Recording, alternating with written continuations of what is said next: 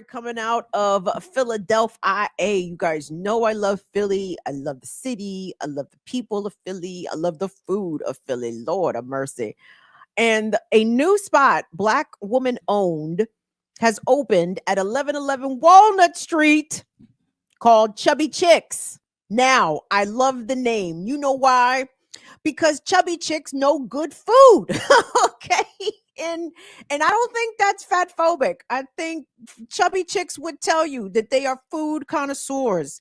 And if chubby people tell you that a place has good food, you should listen to them because they know what they're talking about. And I mean that sincerely and with love and with genuine respect. So I appreciate the sister naming her spot Chubby Chicks. I trust Chubby Chicks when it comes to food.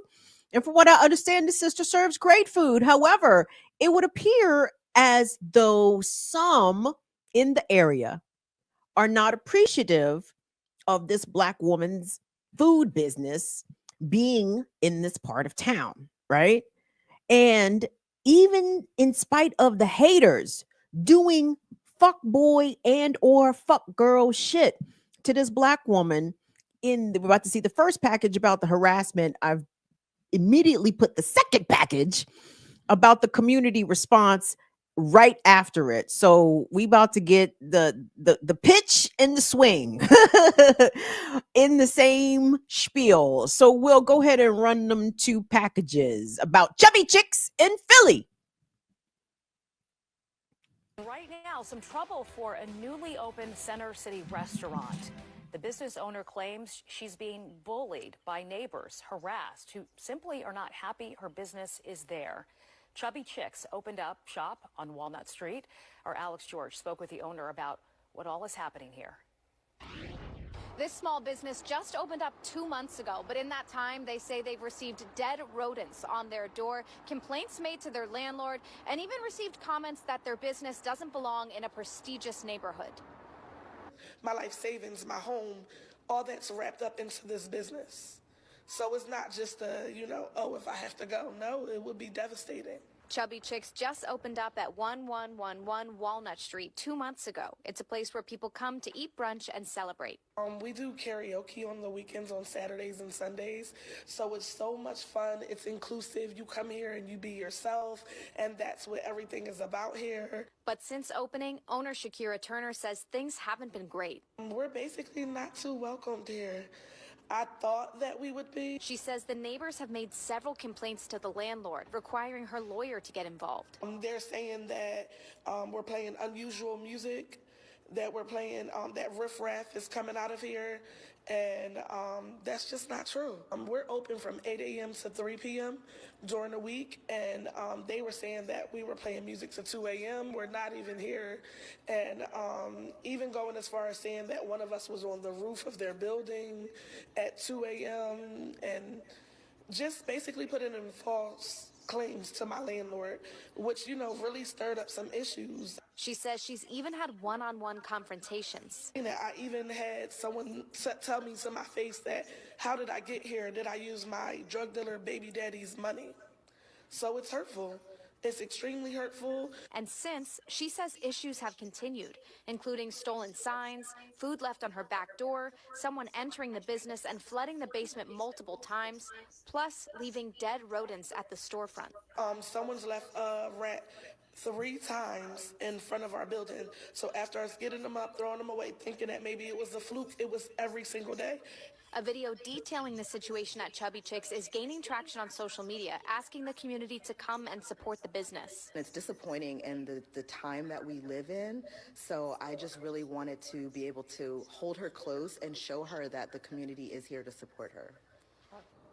We reached out to those neighbors' property manager, and we will update you when we get a response. In Old City, Alex George, Fox 29 News.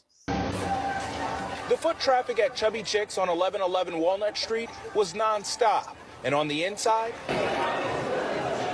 Mouth-watering dishes constantly leaving the kitchen. I get the chicken and waffles, the strawberry wings. But for Alexis Foxworth, a frequent customer of the business, this visit was a little less about the great food and more about offering additional support to the owner. Her getting discrimination and getting all this stuff that's happening to her, harassment, I feel like that's wrong because she has a good establishment. Earlier this week, Fox 29 spoke with Shakira Turner, the chef and owner of the Black-owned establishment, who told us she has been less than welcome to the area since opening 2 months ago. She says people who live nearby provided false complaints about the business, even going as far as, she says, breaking into the business, flooding the establishment, and leaving dead rodents at the front door. The very reason many are now coming to eat, drink, and show love. We're not going to let them run our sister out of here. She's trying to have a business, and it's not going down on our watch. I seen on the news what was all going on. From one entrepreneur to another, it's really tough with getting our businesses started, and I thought it was super important to come down and support her. Which now Turner is trying to support the other businesses around her, posting this video on social media, making it clear neighboring businesses have supported her all along. Please, please, please don't harm the other businesses. High No Tacos, Scoop the Ville, they have nothing to do with what's going on. Come on in and have a margarita and some tacos and get to know us. Neighboring High Low says it's just hoping all the businesses in the area can continue to support one another. It's appalling that anyone is treated that way, and it was just unfortunate that all of that kind of anger got bottled up and directed kind of in the wrong direction. All of our businesses do better when we support each other. It's not cutthroat, it's not competitive. More attention, more people coming to this block, more places for people to visit is better for all of us. So what the racists meant to disrupt, destroy, the community came and showed support. Now, just a point of clarification here, because I saw some other videos surrounding this incident, and one of the neighboring food establishments asked that, can people please stop calling their business and being mean and leaving 1-star reviews? Because in the initial Fox package that we saw, the first package, they do say neighbors. Neighbors have been complaining about Chubby Chicks, So I think people who saw that story interpreted as their most closest adjacent neighboring businesses were complaining. So as a result, some of these close by businesses have been receiving some negative blowback in the form of bad reviews, in the form of people calling and harassing. And the one gentleman, not featured in this package, but on a TikTok video that I saw separately, said that he went over to Chubby Chicks and helped her dispose of the rats, the dead rodents that some fucking punk ass mayonnaise person. It's like, all mayonnaise not bad. If you Duke's mayonnaise, shout out to Duke's. It's not an endorsement, but I appreciate that Philadelphia in particular stepped up and is showing out to help this woman know that, number one, that she is supported and that she has a quality product, by the way. I think this is Chubby Chicks, their second location. I think I understand they have a location in Jersey. So if you are in the New Jersey area, please go over and support Chubby Chicks in New Jersey, in addition to this Walnut Street location in Philadelphia. But I wanted to point this out, obviously, during Black History Month. You know, while we commemorating Black history, you got to also dovetail the role that whites have played in Black history. And in particular, I'm talking about the over 100 Black communities with their own economic area, the places of business, their own schools, their own churches. In the history of the United States, whites have come and burned down and destroyed and or used public policy to demolish Black dominated places. And I don't mean just Black dominated places that were also economic engines for the community, right? The business districts of Black parts of town. And that is a part of American history that, you know, it doesn't seem to go away. It just seems to repeat itself. and present itself in different yet definitely familiar ways. You're leaving dead rodents at her place. You're breaking into her establishment and flooding her basement. I can only imagine to try to damage her equipment or make it untenable for her to maintain insurance. You know what I mean, on the place that she's renting, or make it more difficult for the landlord to continue to rent to her. The point, obviously, to drive her out of business. For what?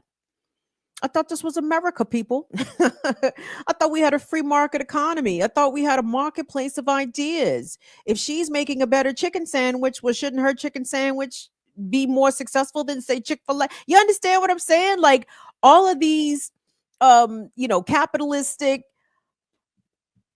talking points, all this bootstrapping rhetoric that Black folks in particular have heard from white America since the history of ever. Well, if y'all would just create businesses, if y'all would just pull yourselves up, if y'all would just, well, we we will, and we will continue to. And we would probably be way more successful with our Black business and economic endeavors if white people would stop trying to fuck it up. I want you guys to just imagine. Hold on. Let us all put on our fantasy caps. Let's all put on our Harry Potter shit here for a second. I need y'all to theorize. Imagine if Black towns, Black business districts, Black residential areas, imagine if these places would have been allowed to flourish and thrive and blossom unmolested from white racists, unbothered by white violence, unrobbed by white business speculators, like undestroyed by white run governments who built highways and byways through our communities and our neighborhoods and our Black business districts. Like, where would Black people be?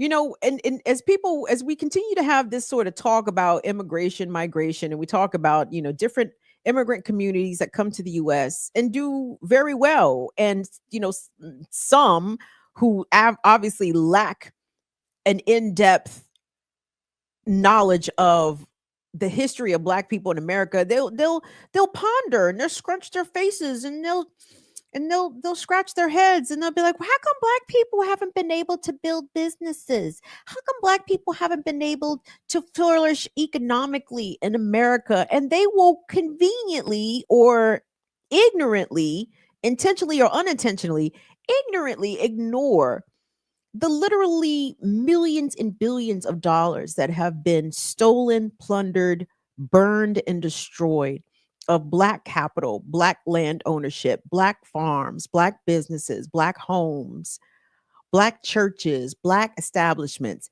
that have been erased by white racist capitalist greed. And then out their same face will say, how come Black people have been able to build shit? I need all those people to go jump off a fucking cliff, okay?